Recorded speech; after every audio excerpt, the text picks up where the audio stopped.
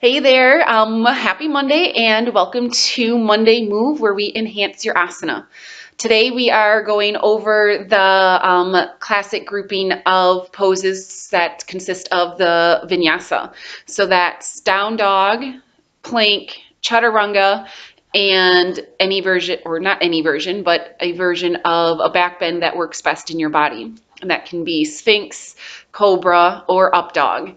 And then we all come back into Down Dog at the end.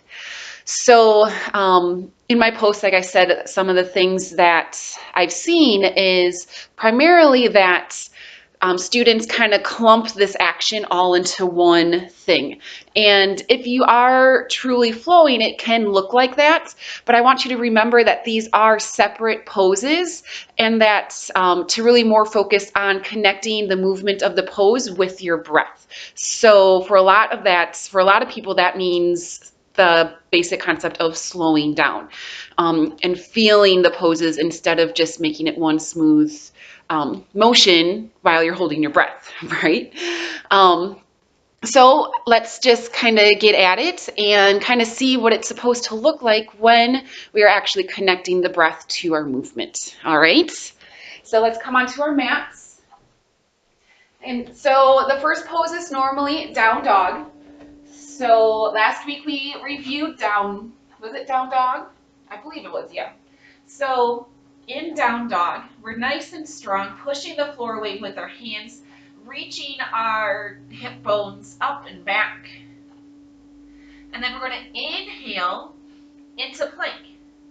So as you finish your inhale, you should, right when you finish your inhale, you should be coming into plank. So you shouldn't be in plank pose while you are still inhaling. Okay. From plank pose, you're going to lower into chaturanga. So remember, either bent knees or straight knees. So exhale, chaturanga.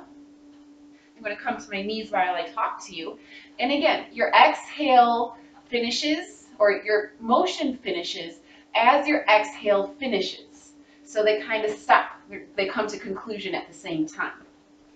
So I finish my exhale, and let's say I want to do a cobra pose. So then I just drop my hips and then continue pressing into my hands for cobra. Inhale. And then as I exhale, I press further into the ground, lift my hips. And at the end of my exhale, I'm finally in down dog. So you can see how I kind of segmented the flow to really emphasize how you should be using your breath to move your body. So I'll go through that a little bit faster using my own breath and talking you through it. So let's come into our down dog. Inhale into plank. My inhale's done, I'm in plank.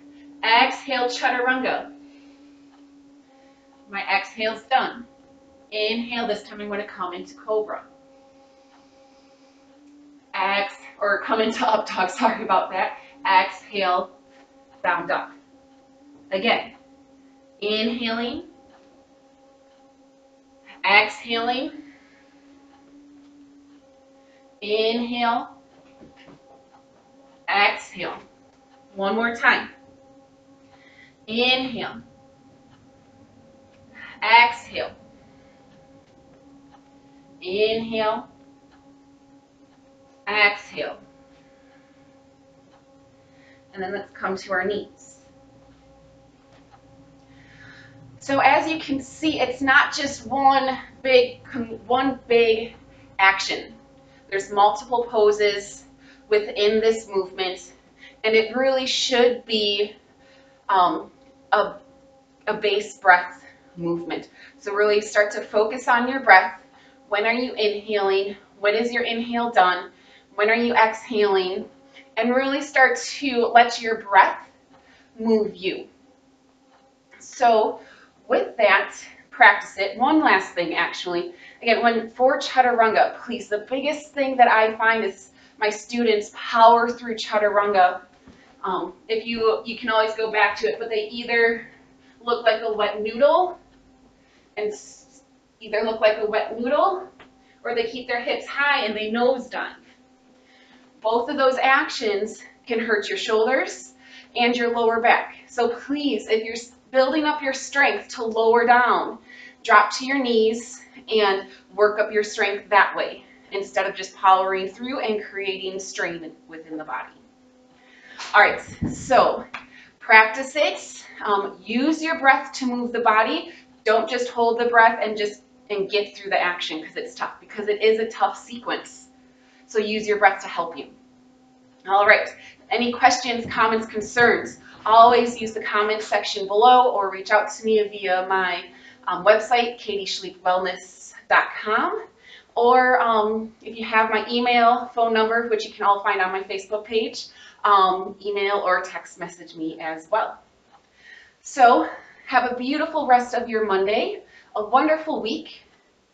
I will see you next Monday. Namaste.